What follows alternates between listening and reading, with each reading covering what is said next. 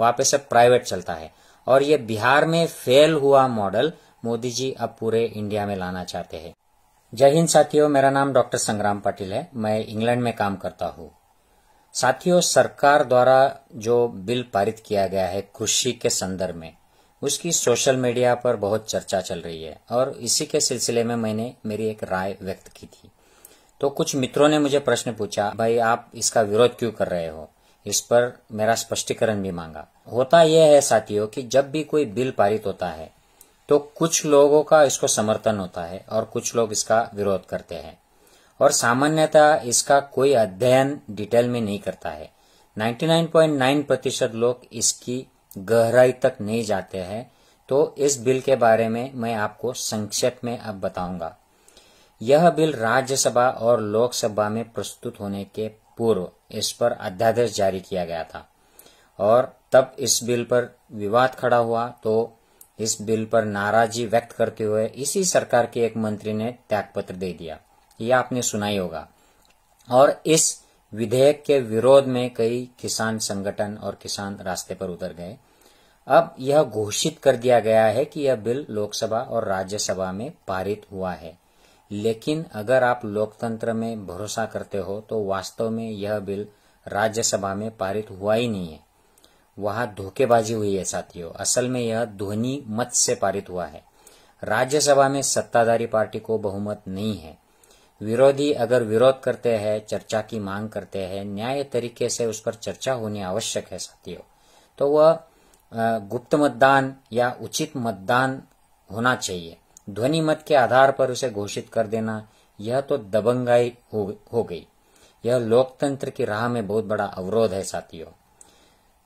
अब यह बिल क्या है और यह अच्छा है या बुरा है, इस पर मैं आपको इसकी पार्श्वभूमि बताता हूँ। इसके पहले मैं ये बताना चाहता हूँ कि मैं स्वयं खेतीबाड़ी कर चुका हूँ।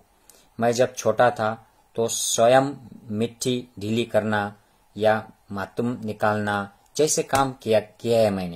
मैंने मजदूरों के साथ काफी समय तक बचपन में काम किया है। मेरे पिताजी आज भी खेतीबाड़ी करते हैं। और मैं जब वयस्क होने के बाद इंग्लैंड से भारत आया था 6 साल के लिए, तो उस समय भी मैंने खेती में खुद काम किया था, खुद मेहनत की थी। किसान का उत्पाद साथियों जब खेत में तैयार होता है तो किसानों के सामान्यतः 2 प्रकार होते हैं, एक छोटे किसान और एक मध्यम और बड़े किसान। छोटे जो किसान है, इनका उत्पाद जैसे ही आता है उसे तुरंत बेचकर पुराने कर्ज चुकाना, नया माल खरीदना, इसके लिए प्रावधान उन्हें करना पड़ता है। अतः उसका उत्पाद कृषि उपज मंडी बाजार तक पहुंचता ही नहीं। बीच वाले साहूकार, व्यापारी या जिनसे किसान ने उधार लिया है, उन्हें वह अपना उत्पाद दे देता है और पैसे प्राप्त कर लेता है। और ये साहूकार, व्यापारी वह उत्पाद कृषि उपज मंडी में अधिक दर से बेचते हैं या दूसरे राज्यों में भी उसको बेच देते हैं। तो उनका वो बिजनेस रहता है। यह प्रणाली इस प्रकार है कि किसान अपना उत्पाद जैसे सब्जी, फल, अनाज आदि ये लेकर मंडी में जाता है। वहाँ एक दलाल की सिस्टम होती है। वह उस उत्पाद का नीलाम वह दलाल करता है और उस समय जो दर तय होता है उसमें व्यापारियों को माल ये बेचना पड़ता है किसान को। तो किसान प्रत्यक्ष रूप से व्यापारियों से बात नहीं करता है, यह दलाल ही बात करता है। और इस सिस्टम की वजह से किसान का काफी नुकसान होता है। दलाल इसमें पैसे बीच में हड़प लेता है। इसके अलावा तीसरा भी सिस्टम है जिससे किसान प्राइवेटली अपना उत्पाद बेच सकता है। लेकिन प्राइवेटली बेचने में उसका ही नुकसान हो जाता है, क्योंकि उसको न्यूनतम जो मूल्य होता है, जिसको एमएसपी कहते हैं, वह मिलना संभव नहीं होता है।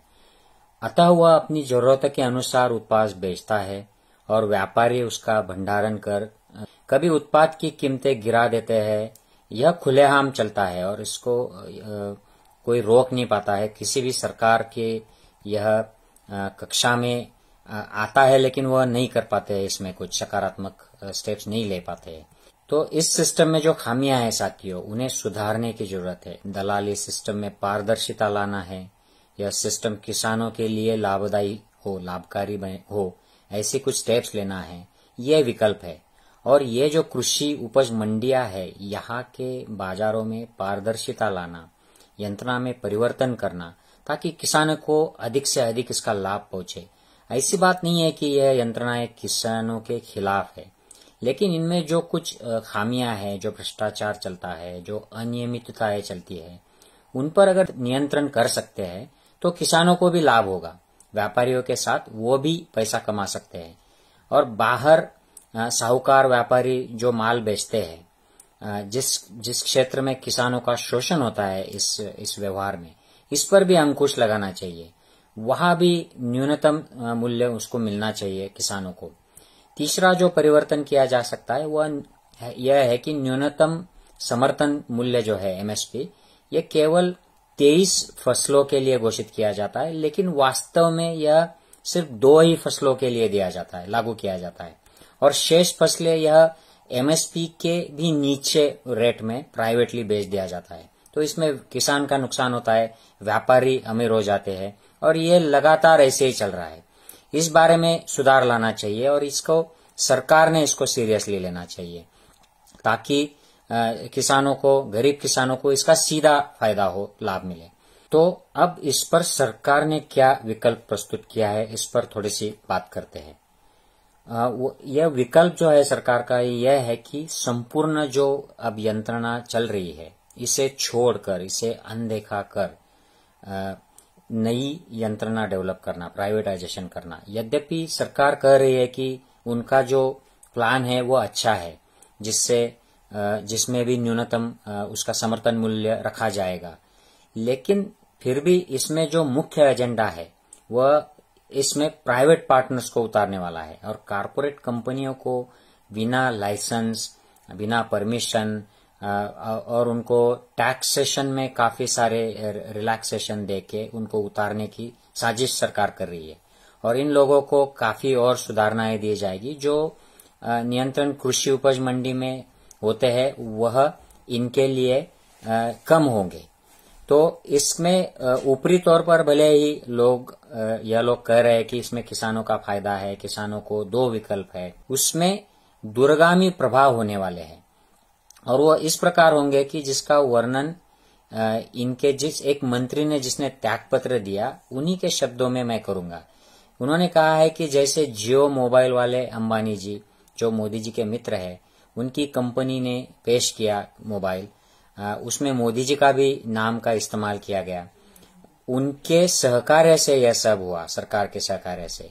यह तो सभी को मालूम है अब कि मोदी जी अपने उद्यमी मित्रों के लिए कितना प्रत्यक्ष और अप्रत्यक्ष रूप में काम करते हैं। वो तो पाकिस्तान भी चले गए थे अदानी पावर प्रोजेक्ट के काम की वजह से, वहां नवाज शरीफ जी से मिले और वहां की बिरयानी खाई, ये आप सब जानते हो।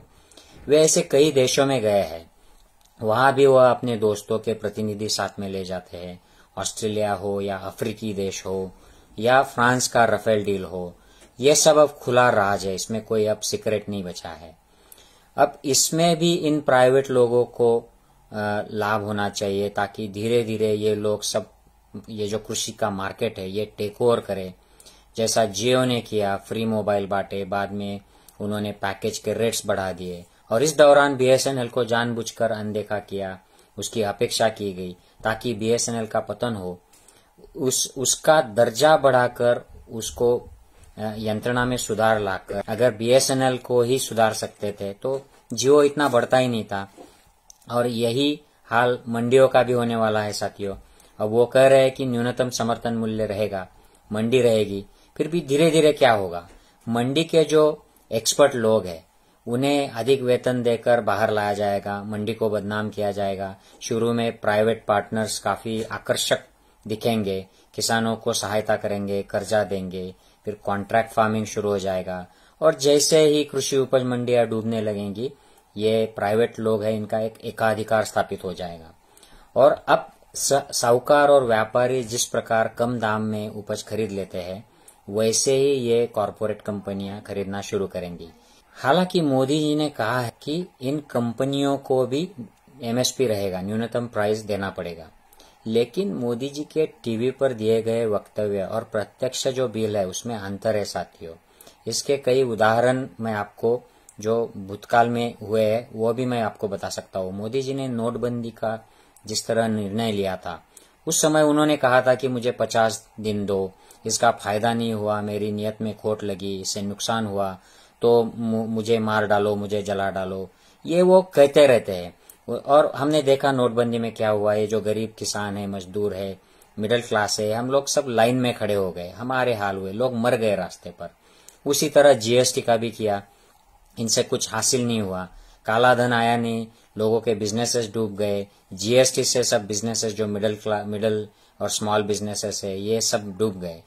साथियों, मोदी जी, अमित शाह जी टीवी पर अलग बात कहते हैं और उनके जो बिल्स होते हैं उसमें जो निर्णय होते हैं उसमें अलग बातें होती है।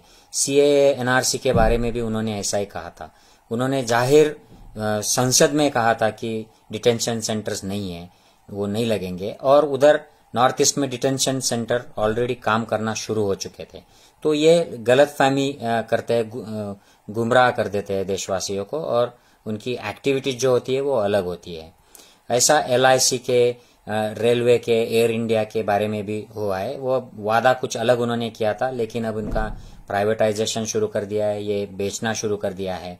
तो यही मार्केट कमेटी और मंडियों का होने वाला है साथियों। तो ये बजाय इसके कि ये मार्केट कमेटी के जो कमियां है, इसके जो गैरव्यवहार है, अनियमितता है, उसमें सुधार लाए, वह उनको रिप्लेस करना चाहते हैं अपने प्राइवेट पार्टनरों से, अपने जो दोस्त है कॉर्पोरेट के, अब अडानी अंबानी जैसे, उनको फायदा पहुंचाने के लिए। लेकिन आप अगर इन मंडियों का इतिहास देखें तो ये बड़ी फायदे की रही है, खास करके पंजाब, हरियाणा और जहां पर खेती ज्यादा होती है, ग्रीन बेल्ट वाले जो राज्य है, उनको फायदा ही हुआ है। और मंडियां प्राइवेटाइज की, मंडियां निकालकर उसके जगह पर प्राइवेट सिस्टम लाया। तो हमने बिहार में देखा है 2006 से, वहां पर किसानों का जो उपज होता है उसको न्यूनतम प्राइस मिलने का जो औसत है वो काफी कम हो गया है। आप पंजाब की अगर तुलना करें तो पंजाब में अगर 24% किसानों को न्यूनतम प्राइस से नीचे दर मिलती है, रेट मिलती है, तो बिहार में 96% किसानों को न्यूनतम प्राइस से भी नीचे दाम मिलता है। इसकी वजह यह है कि वहां पे सब प्राइवेट चलता है, और ये बिहार में फेल हुआ मॉडल मोदी जी अब पूरे इंडिया में लाना चाहते हैं। साथियों, वेस्टर्न कंट्रीज में भी ये प्राइवेटाइजेशन का दौर रहा है, और यहाँ पर भी किसानों को इसका काफी नुकसान झेलना पड़ता है। यहाँ की सरकारें किसानों को सब्सिडी देकर उसका नुकसान कम करती है, और अगर सरकार यहाँ की सपोर्ट नहीं करेंगी तो यहाँ के बड़े बड़े किसान जो कई सौ या हजारों एकड़ उनकी जमीन होती है, फिर भी उनको फायदा नहीं मिल पाता है। तो प्राइवेटाइजेशन यह कुछ ऐसी वेल एस्टैब्लिश्ड और फायदेमंद किसान के लिए सिस्टम है, ऐसा हम नहीं कह सकते साथियों। अब अंत में संक्षिप्त में बात करूंगा कि इस पर इलाज क्या है, क्या ऑप्शन है। तो हमारी जो यंत्रणा है, अस्तित्व में है, उसको पूरी तरह से इग्नोर न करते हुए उसी को सशक्त किया जाए, उसको और ज्यादा ट्रांसपेरेंट, ऑनेस्ट की जाए, जिससे किसानों का भी फायदा हो और व्यापारियों का भी फायदा हो। इसमें जो बीच में दलाली हो जाती है या मार्केट कमेटी में जो पॉलिटिशियंस होते हैं वो लोग पैसा खा जाते हैं, इसके लिए कुछ परिवर्तन लाना जरूरी है। अगर हम सिर्फ प्राइवेट पार्टनर्स में लाते हैं जो कुछ सालों में ये सब मंडियां और मार्केट कमिटीज को खा जाएंगे और उनका पूरा एकाधिकार एस्टैब्लिश हो जाएगा, तो ये किसान के हित में ही होगा, यह कहना मुश्किल है। मुझे तो ये लगता है जो पूरी दुनिया का एक्सपीरियंस है और हमारे देश में भी जो प्राइवेटाइजेशन का एक्सपीरियंस है, इसमें किसान ये प्राइवेट लोगों के साथ ठीक से डील नहीं कर पाएंगे। और इस बिल में ऐसा भी प्रावधान है कि अगर किसानों में और इस प्राइवेट कंपनियों में कुछ वाद विवाद हो जाए, कुछ मसले हो जाए, तो उसके लिए कोर्ट में भी नहीं जा सकते हैं। तो ये भी प्राइवेट पार्टनर्स के फेवर में है, किसान के फेवर में नहीं है बिल की जो ये सुविधा है। तो इसके लिए जो अपोजिशन की पार्टियां है वो डिमांड कर रही है कि इस पर ओपन डिस्कशन हो। जो किसान के संगठन है, किसानों के प्रतिनिधि है, उनसे डिस्कशन होना चाहिए। इतना ही नहीं तो सरकार के पक्ष में जो गठबंधन में जो पार्टियां है उनसे भी सरकार ने बात करना चाहिए। उनके ही एक मंत्री ने रिजाइन कर दिया है, तो ये बात लोकतंत्र के लिए ठीक नहीं है। ऐसे यूनिलैटरल डिसीजन लेके उसको थोप देना और उसको राज्यसभा में ठीक से कानूनी वोटिंग न लेके सिर्फ आवाज के माध्यम से उसको पारित कर दिया है ऐसा घोषित करना, तो हम में और रशिया या चाइना में कुछ अंतर नहीं रह जाएगा। साथियों, हमारे देश के किसानों का फायदा होना चाहिए, ना कि प्राइवेट कॉरपोरेट कंपनीज का। हम लोगों को किसानों की भलाई, देश की भलाई देखनी चाहिए, ना कि ये जो उद्योगपति है, पूंजीपति है, मोदी जी के दोस्त है, इनकी भलाई देखनी चाहिए। देश सर्वप्रथम आता है, इसके बाद में हमारे पार्टी संगठन आती है। तो साथियों, मैं आशा करता हूँ आपको ये विचार पसंद आए। अगर पसंद है तो प्लीज ये ज्यादा से ज्यादा सर्कुलेट करें। जय हिंद साथियों।